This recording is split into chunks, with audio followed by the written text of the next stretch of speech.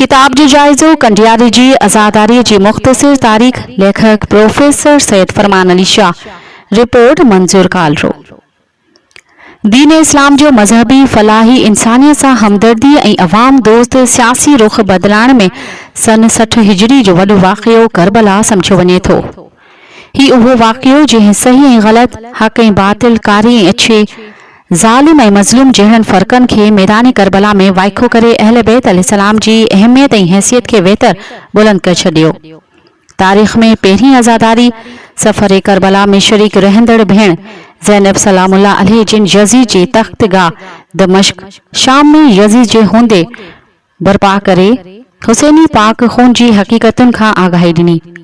अहिड़ी तरह आज़ादारी जो बुनियाद ख़ुद यज़ीद जे दरबार में पइजी वियो, जंहिंमें वक़्त जे इमाम बीमार करबला हज़रत सैयद ज़ैनुल आबिदीन जिन शरीक थी उनखे जाइज़ ऐं ज़रूरी करार ॾेई छॾियो ऐं आज़ादारी खे आज़ादीअ जो शर्त करार ॾेई छॾियो।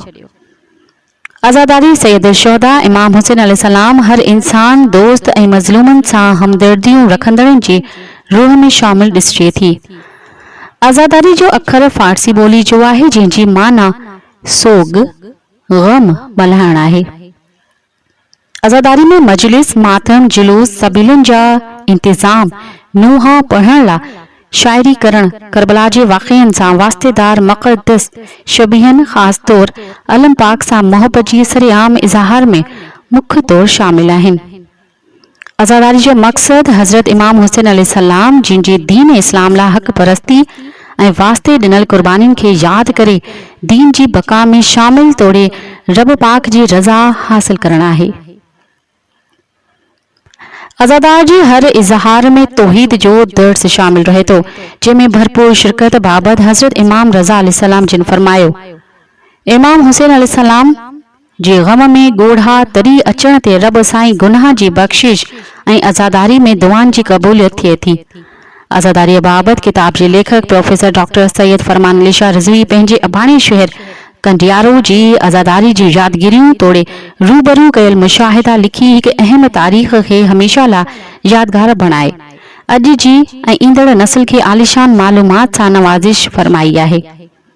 बक़ौल साईं फरमान जे त रोहड़ी वारे सैयद अब्दुल हुसैन शाह मूसवीअ सां मोहब्बती रूहानी ॻंढापे सबबि कंडियारे जी आज़ादारी जा राज़ खुलिया। सैयद फरमान अली शाह पंहिंजी ख़ासियत ऐं घण पासाइन शख़्सियत चइजे त को वधाउ न थींदो।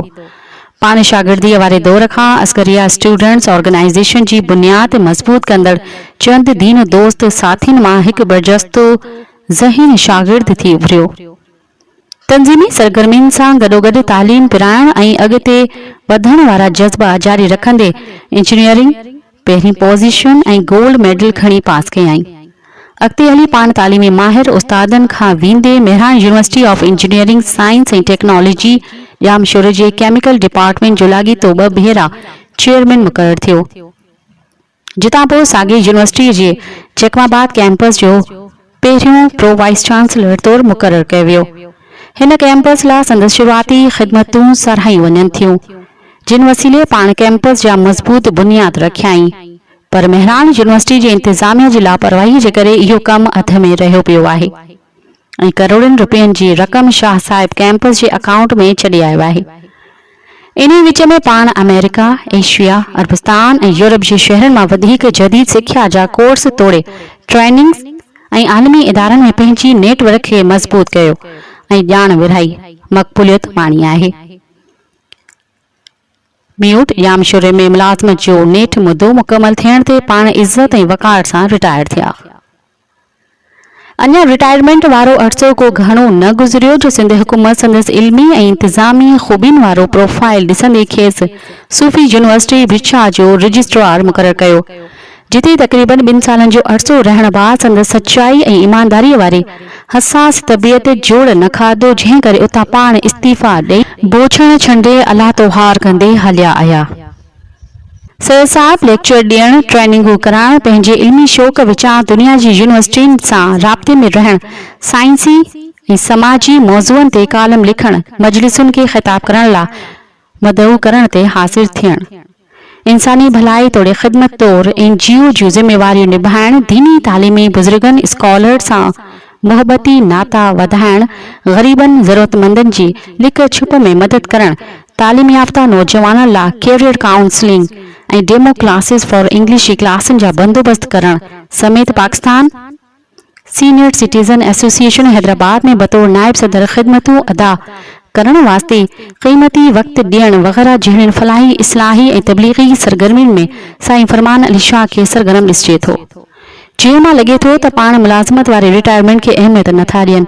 सदा मसरूफ़ रहंदड़ शख़्सियत प्रोफेसर फरमान अली शाह ला ॿुधण में आयो आहे त संदसि कारकर्दगी खे नज़र में रखंदे ईरान जी हिकु आलमी यूनिवर्सिटी खेसि पाकिस्तान में पंहिंजो नुमाइंदो मुक़ररु कयो आहे। संदसि इन्ही जुमिले मसरूफ़ियतुनि जे बावजूद यादगिरियुनि जे आधार कॉलम या किताब लिखण मां संदसि जज़्बनि मां उत्साह वठंदे बस सलाम पेश कजनि त वधाउ न थींदो। साईं जा भला भाग जो खेसि 1992 ऐं 2022 में अकबरी हज जी सआदत नसीब थी। संदसि ताज़ो किताब कंडियारी जी आज़ादारी जे मुख़्तसर तारीख़ ॾिसी खेसि जस ॾिजे थी। रूमी किताब घर पब्लिशर हैदराबाद जे मशहूर ऐं मारूफ़ पब्लिशर वटां छपजी आयल पक्की सुहिणी जिल्द वारी किताब जो टाइटल मोहतरम मेहरान सहतो ऐं ले आउट भाउ ज़मीन लग़ारी जिन जी महिनत जो सिलो आहे, जॾहिं त बैक टाइटल इल्मी अदबी शख़्सियत ऐं गादी धणी मखदूम जहानिया सिंध प्रोफेसर सैयद ज़वार नक़वी जिन लिखियो आहे। किताब में पंहिंजी तरफ़ां लिखियल ख़बरूं चारूं बि अहमियत रखण सबब पढ़ण घुर्जनि। किताब जी क़ीमत 400 रुपया रखी वई आहे। ही किताब सिंध तोड़े दुनिया जी लाइब्रेरियुनि ला मुफ़्त फराहम कयो वेंदो, जंहिं लाइ साईं फरमान शाह सां राब्तो कयो वञे। कंडियारी जी आज़ादारी में शहर जे हवाले सां शिया मस्जिद अलम पाक इमाम बारगाहुनि पिड़नि मजलिसनि जुलूसनि नोहा पढ़ंदड़नि ज़ंजीरुनि जी मातमदारी शबीहन जिन में क़दीम ताज़िया शहज़ादे असगर सां मंसूब पिंघे बुज़ुर्ग मौलाइन ख़ास ख़िदमतगारनि औरतुनि जी आज़ादारी अंजुमननि जा अहवाल शाइरनि जा उसारा पढ़ण समेत कंडियारी ऐं भरपासे जे आलमनि मौलवीन ऐं ज़ाकिरनि बाबति आगाही ॾींदे तारीख़ साज़ कम निभाए खेनि यादि कंदे सदन बाबति ॼाण खे आम करण सां गॾोगॾु किताबी शक्ल में महफ़ूज़ करे छॾियो आहे। आज़ादारी बाबति ॼाण हासिल कंदड़ उस्तादनि शागिर्दनि शागिर्दियाणियुनि मौलवी साहिबान ज़ाकिरनि ख़तीबनि खे हिन किताब मां ख़ासि मालूमात मिली सघे थी। मुहर्रम हराम खां कुझु ॾींहं अॻु आज़ादारी जो ही किताब बुक स्टॉलनि ते अचण इमाम अलैहिस्सलाम जो भलारो मौजज़ो चई सघिजे थो। इंसान को बेदार तो हो लेने दो, हर कौम पुकारेगी हमारे हैं हुसैन।